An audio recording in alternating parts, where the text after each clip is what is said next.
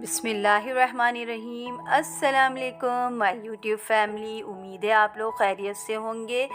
साल की दूसरी रेसिपी मेरी बहुत ही मज़ेदार और बिल्कुल डिफरेंट तरीके से मैंने ये बनाया है मज़ेदार सा बीफ यखनी पुलाव। तो आप लोग इसको ज़रूर ट्राई कीजिएगा, यकीन जाने आप लोगों को ये बहुत पसंद आएगा। ठीक है, तो आप लोग मुझे कमेंट्स में ज़रूर बताइएगा कि ये पुलाव आपको कैसा लगा। तो चलें चलते हैं किचन में इसको बनाने के लिए कुछ नए तरीके से। ये हमने 3 पाव गोश्त ले लिया है, यानी कि 750 ग्राम। 750 ग्राम गोश्त में हम बनाएंगे 1 किलो राइस का पुलाव। और ये हमने हरा धनिया यानी कोरिएंडर लीव्स ले लिए हैं। हाफ़ गड्डी ले लीजिएगा आप हरे धनिए की, और हाफ़ गड्डी आप ले लीजिएगा पुदीने की। और हरी मिर्चें भी हम इसके अंदर लेंगे तकरीबन 10 अदद। आप मिर्चें ज़्यादा भी कर सकते हैं और कम भी कर सकते हैं। हमारा पुलाव बहुत अच्छा बना था, मतलब मीडियम मिर्चें थी, इसमें बहुत ज़्यादा नहीं थी। तो ये मैंने 10 अदद हरी मिर्चें ले ली हैं। तमाम चीज़ें हम गोश्त में ऐड कर रहे हैं, आपके सामने ही सब कुछ हो रहा है, आप लोग देखते जाएँ और स्टेप बाय स्टेप आप ये पुलाव बनाइएगा। आप यकीन जाने अगर आप लोगों को ये पसंद नहीं आया ना तो आप मुझे अनसब्सक्राइब कर दीजिएगा। तो आपने ये पुलाव ज़रूर ट्राई करना है। अब हमने इसमें दही डाला है 1 पाव दही डालिएगा इसमें आप। और 2 टीस्पून हम इसमें जिंजर गार्लिक पेस्ट शामिल करेंगे, 2 टीस्पून। और हम इसके अंदर ले लेंगे 2 अदद टमाटर। इस पुलाव के अंदर टमाटर ज़्यादा नहीं जाते हैं, तो हमने 1 केजी राइस के पुलाव के अंदर सिर्फ 2 ही टमाटर लिए हैं। और इसको आप अच्छा सा कट कर लीजिए। कट करने के बाद आप इसको गोश्त में शामिल कर लीजिएगा। बस जब तक हम ये काम कर रहे हैं आप जल्दी से जाएं, मेरे चैनल को सब्सक्राइब कीजिए। इससे हम मोटिवेट होते हैं और आपके लिए लेकर आते हैं नई नई रेसिपीज़ जो आप अपने घरों में बनाते हैं बिल्कुल आसान तरीके से। तो ये टमाटर को आप हाथ बचा के कट कीजिएगा। कटिंग बोर्ड से बहुत आराम हो जाता है, आप आराम से हर सब्ज़ी को कट कर सकते हैं और हाथ भी कटने का डर नहीं होता है। अब हम इसमें ऑयल यूज़ करेंगे 250 ग्राम, यानी 1 पाव ऑयल है, लेकिन हमने इसे पूरा नहीं डालना है। आपने देखा मैंने कितना थोड़ा सा ऑयल इसके अंदर डाला है, बाकी ऑयल हम बाद में इस्तेमाल करेंगे। हाफ़ टी स्पून हल्दी डाली है हमने इसमें। और ये हमने शान का एक पुलाव बिरयानी मसाला ले लिया है, हाफ़ केजी का होता है ये, तो ये वाला ले लीजिएगा। और ये पूरा साशे हम इसके अंदर डाल देंगे हाफ़ केजी का।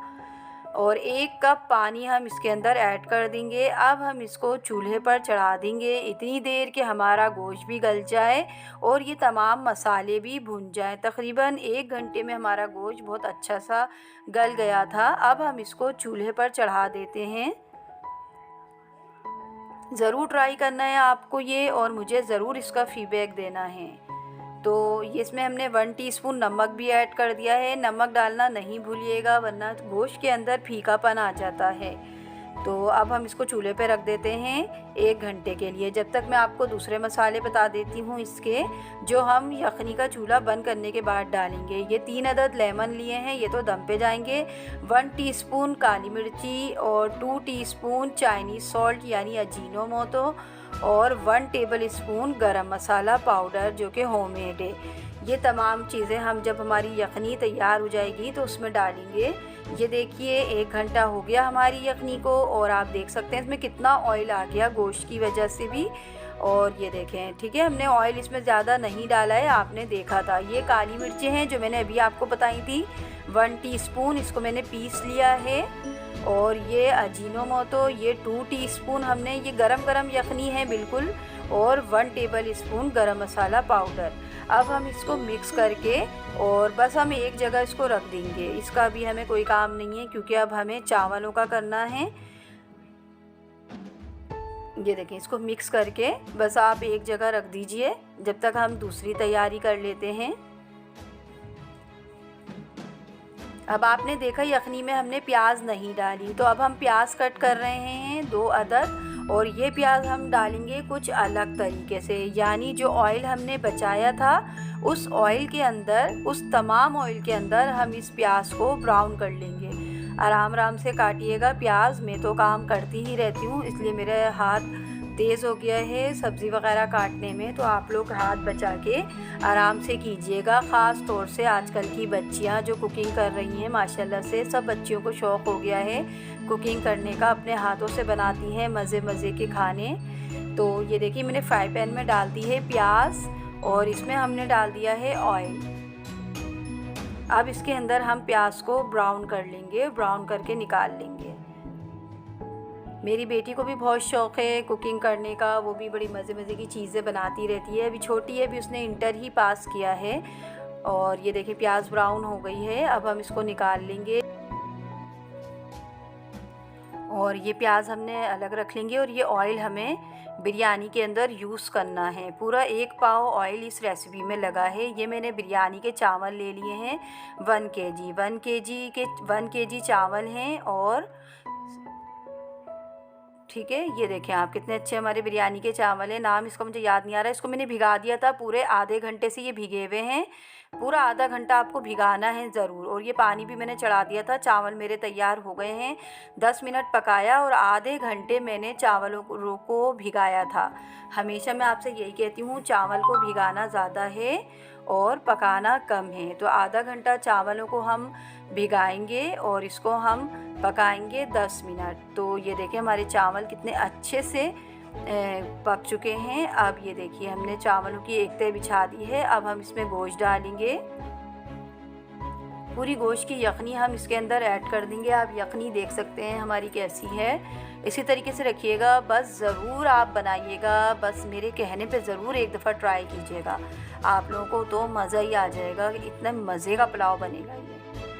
और ये जो ब्राउन प्याज हमने की थी, ब्राउन प्याज हम इसमें ज़्यादा डाल देंगे तह के अंदर और ऊपर थोड़ी सी डालेंगे। जो हमने निकाल ली थी 2 अदद प्याज जो हमने ब्राउन की थी। तो अब इसमें हम थोड़ा सा धनिया और पुदीना भी ऐड कर देंगे। लेमन जूस हम एंड में डालेंगे, सबसे आखिरी वाली यानी सबसे ऊपर वाली तह पर। तो ये देखिए एक ही तह लगी है इसमें, तो खैर पुलाव के अंदर बस ये जो बाकी चावल थे ये मैं इस पर डाल दे रही हूँ।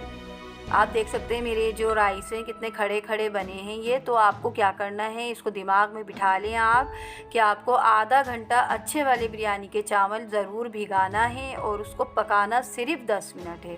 तो आपके राइस बहुत ही ज़बरदस्त तैयार होंगे कि आप हैरान रह जाएंगे। ये ट्रिक तो आपको किसी ने भी नहीं बताई होगी। और ये देखें ये हमारी बस एक ही तह लगी है और इस पर हम ये लेमन जूस डाल रहे हैं। 3 अदद लेमन जो मैंने आपको बताए हैं उसका जूस निकाल लीजिएगा और इस तरीके से आप डाल दीजिएगा, बहुत मज़े का पुलाव बनेगा।